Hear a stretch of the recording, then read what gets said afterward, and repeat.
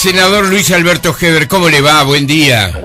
Buen día, ¿qué tal? ¿Cómo anda? ¿Cómo andás, Luis Alberto? Hoy... Muy bien, ¿cómo estás, Jorge? Un gusto. Estoy muy bien.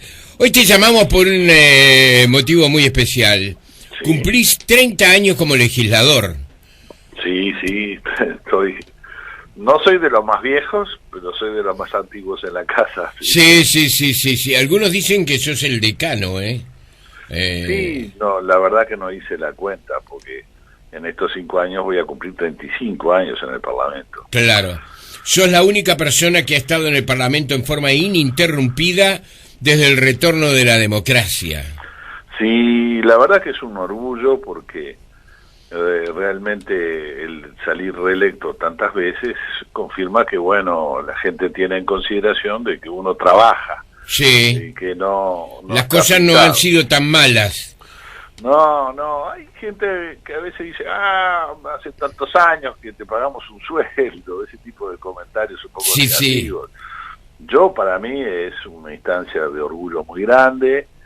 Para mí, continuar en la actividad política después de la acción que había hecho antes mi padre, sí, que fue legislador y que murió proscripto por la dictadura, y que no pudo volver porque falleció en el año 80, no vio la salida democrática. Para mí tiene toda una simbología muy importante, y bueno, el hecho de darle después a su carrera también la continuidad de su hijo, en este caso de mi persona,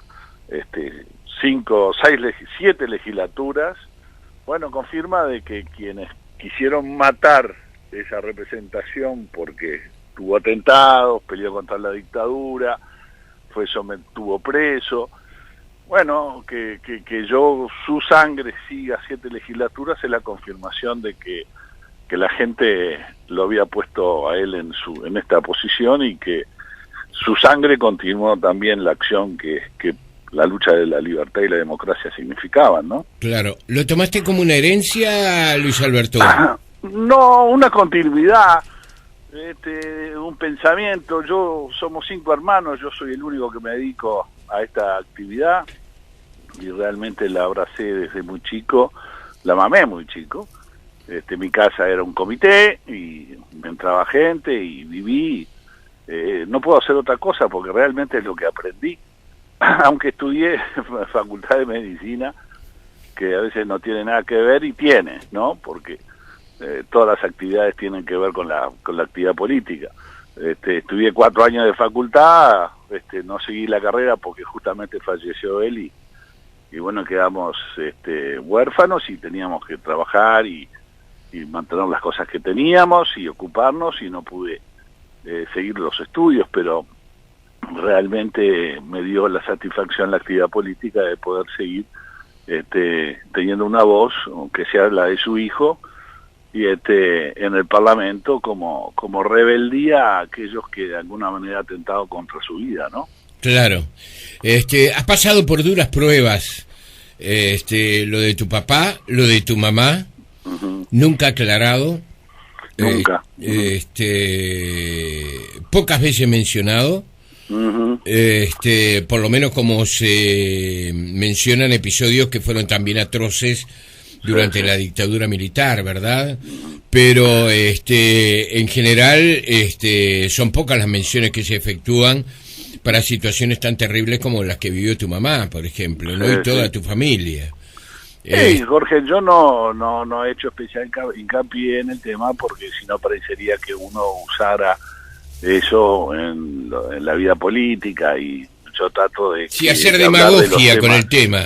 De hablar de los temas del presupuesto, los temas populares, la defensa de alguna manera, de toda la vida política, y no hacer del pasado una virtud para conseguir sensibilidades y apoyos electorales en el presente y en el futuro. Me parece que eso me parecía éticamente lo correcto, no hacer uso de lo que fue una desgracia, ¿no? Claro. Pero no olvidamos el episodio. Lamentablemente en el juzgado no se consiguieron más pruebas. Si tú me preguntás, yo y mis hermanos naturalmente queremos saber quién fue el actor material e intelectual de esto, Sí. pero no hemos podido avanzar porque no hemos podido agarrar la punta del hilo que de alguna manera puede significar traer a los responsables. Y hay un hermetismo en el tema muy extraño porque no se menciona, no se informa, no hay datos, se nos pierden los rastros, hemos seguido en silencio, quizás sin propaganda, alguna vez sin publicidad, algunas veces tuvimos que ir al juzgado y aparece cada tanto el tema, pero se sigue trabajando y lamentablemente no hemos encontrado el camino de los responsables. Yo creo que estuvimos muy cerca en un momento, pero lamentablemente no hemos podido generar las pruebas suficientes como para seguir avanzando en la investigación. ¿Te has explicado esa situación? Hay por supuesto que no hay un motivo válido para una instancia de esa naturaleza, pero ¿te has explicado por qué se hizo eso? Yo creo, y tengo la firme convicción, no las pruebas, de que en su momento el Partido Nacional era muy molesto para la dictadura. Sí, estaba Wilson, ¿no? Fue un atentado contra el Partido Nacional porque las botellas fueron enviadas a Carlos Julio Pereira, a Luis Alberto Lacalle y a mi padre, que teníamos una activa acción clandestina. El gobierno y los servicios de inteligencia, sobre todo los servicios de inteligencia estaban al tanto de eso y quisieron generar un atentado, un susto y quizás un atentado para que de alguna manera detuviéramos las acciones que veníamos haciendo en la clandestinidad, con Wilson afuera en el exilio. Claro, Hay una movilización acá. Y eso para no atentar directamente, donde naturalmente iba a haber una acusación internacional al gobierno, de facto, al gobierno, a la dictadura, optaron por esconder este tipo de atentado que de alguna manera disfrazaba la mano del gobierno. Pero yo no tengo ninguna duda que estuvo la mano del gobierno y los servicios de inteligencia atrás. Claro. ¿Qué edad tenías, Luis Alberto, en ese momento? Tenía 20 años cuando sí. Sí mataron a mi madre, sí. Sí, 20 años. ¿Te dio miedo? ¿Te dio...? Rabia, ¿no? Sí, frustración. Más que miedo, sí. Rabia porque vi sufrir mucho a mi padre, que se culpaba de la actividad política, que eso era lo que le había llevado. A veces mucha gente cree que esto es fácil y bueno, los hombres que de alguna manera están jugados por la libertad no dependen de un salario como senador o como diputado para hacerlo. Es cuando se ven el compromiso que tienen con su partido y con la democracia. Y bueno, yo tengo ese orgullo. Lo pagamos caro, ¿no? Pues lo pagamos muy caro. Y el viejo se culpaba a sí mismo en aquel momento de las consecuencias que llevó justamente oponerse a la dictadura en el momento, ¿no? Sí, fue extraordinariamente doloroso eso. Sí. Yo recuerdo el episodio con todos los límites que imponía la dictadura en ese momento en materia de información y donde no había ningún guapo que se saliera, ¿verdad?, del margen, porque no se podía realmente. Sí, no, de cualquier manera, fue conmovedor para la sociedad uruguaya, ¿eh?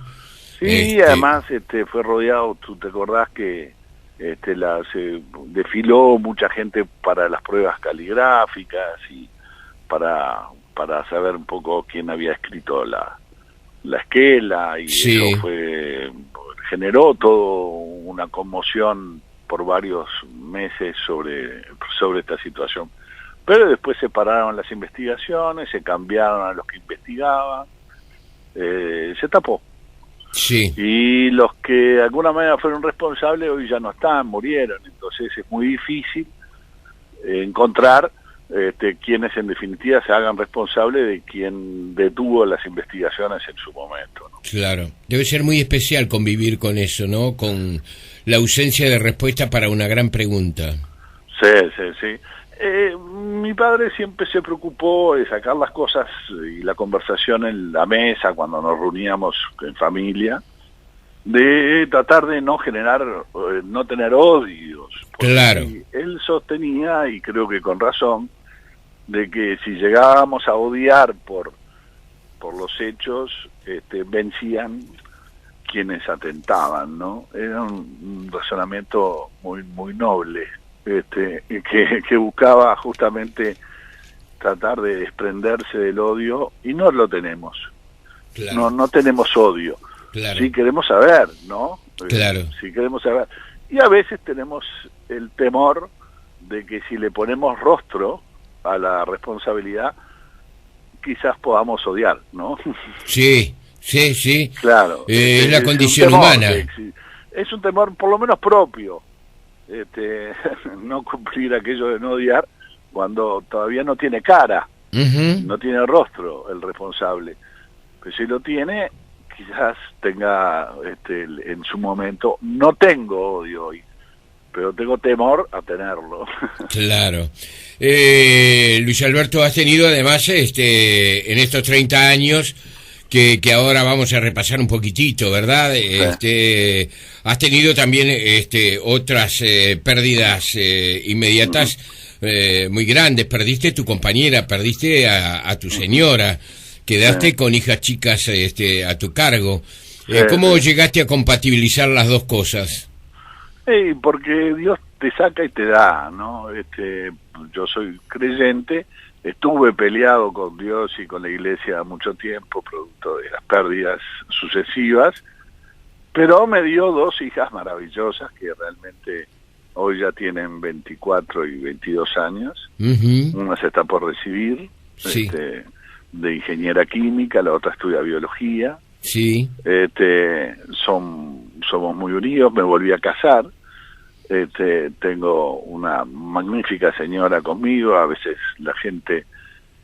mucha gente le cuesta tener un amor en la vida, yo he tenido dos, sí, ¿no? Y realmente dos ángeles que son los que me acompañan y del cual estoy muy orgulloso. Y bueno, lo hicimos un poco improvisando, porque a veces ser padre y madre con esta actividad política es difícil, ¿no? Claro. Pero que tengo sí. Muchos hermanos que me ayudaron mucho. Mis hermanos y la familia es fundamental. Yo tengo 4 hermanos y bueno, me ayudaron mucho a justamente sobrellevar la carga de tener que criar 2 chiquitas, porque tenían 7 y 5 años, ¿no? Claro. Bueno, la recompensa para tantos obstáculos ha sido esa felicidad que vives hoy con esa mujer de la cual estás enamorado. Totalmente. Y que te da realmente un paisaje nuevo, una nueva oportunidad de experimentar eso tan difícil y tan huidizo que es la felicidad, ¿no? Pero totalmente. Estoy con ella, es muy compañera, me soporta mis ausencias, porque esta actividad es muy absorbente. Sí. Está ido estos últimos 2 años muy ausente por producto de las campañas electorales. Las campañas son muy largas. 2 años es mucho tiempo que uno está fuera de su casa.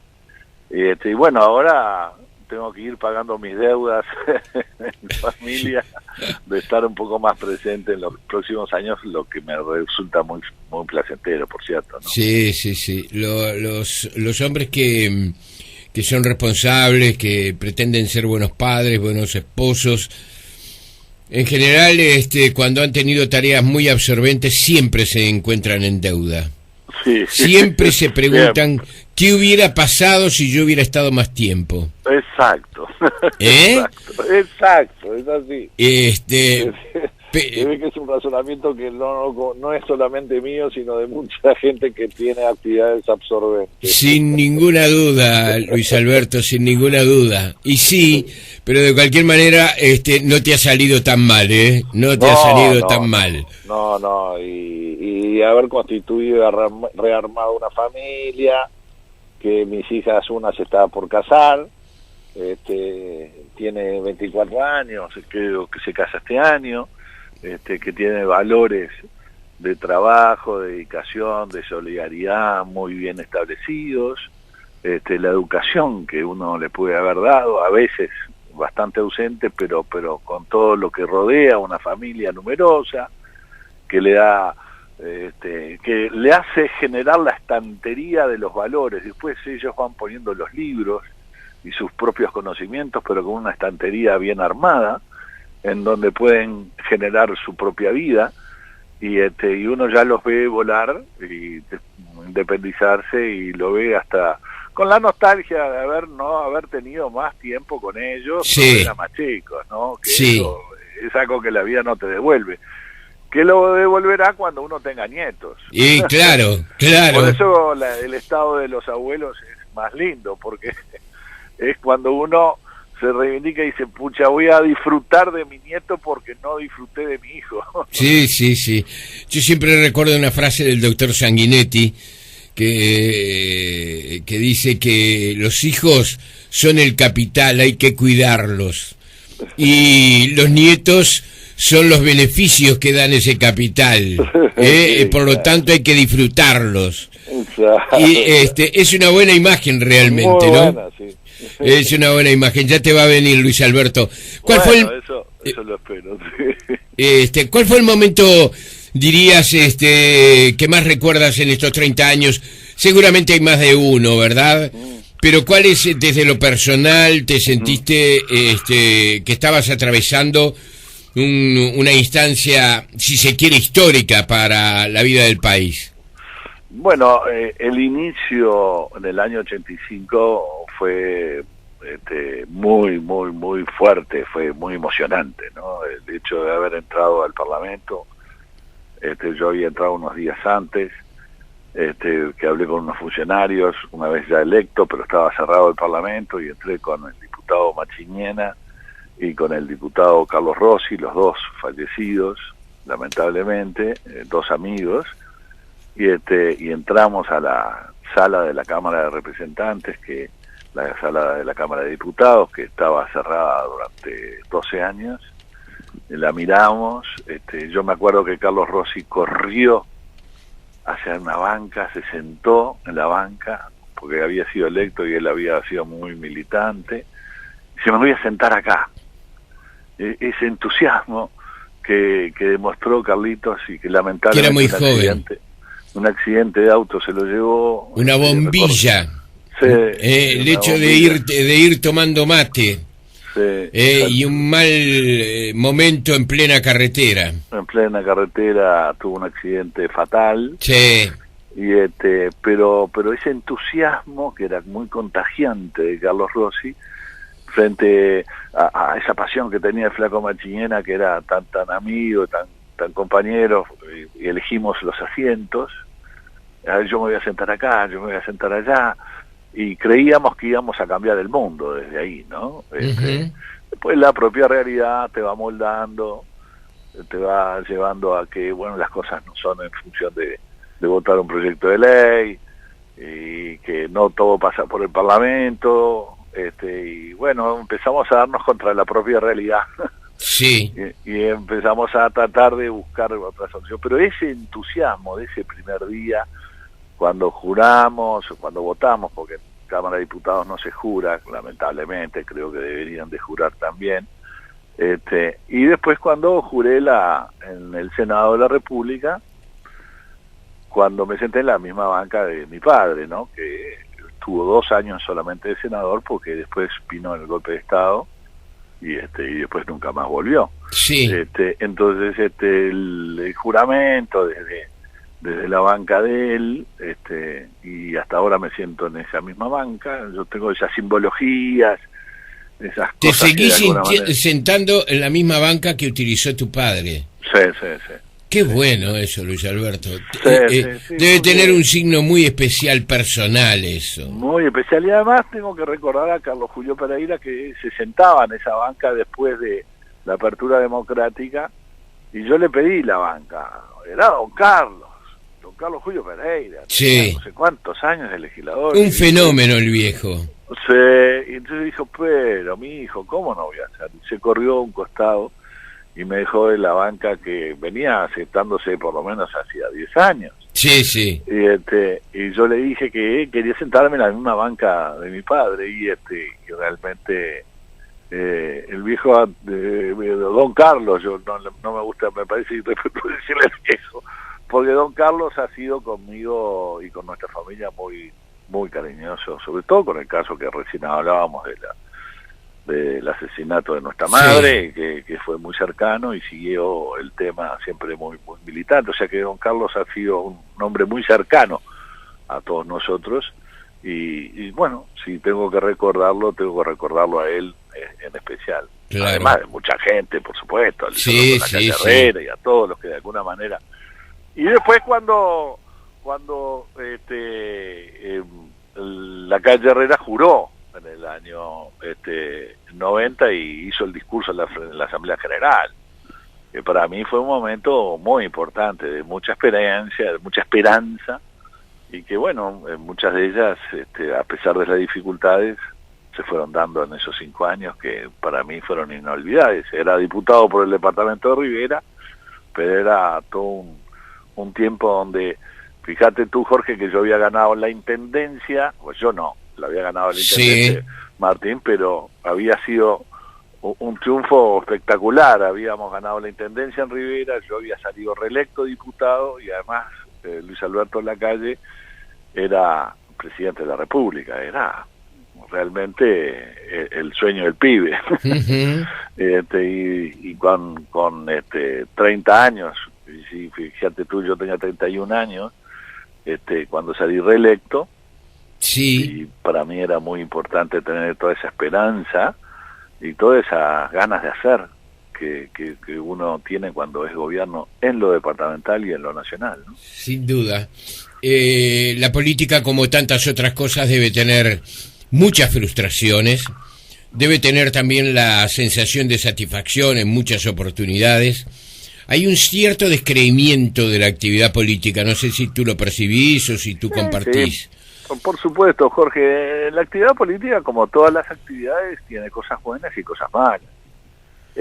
No hay ninguna actividad donde uno no tenga decepciones, desilusiones, con gente, sobre todo con gente, a veces con amigos, que uno tiene desilusiones.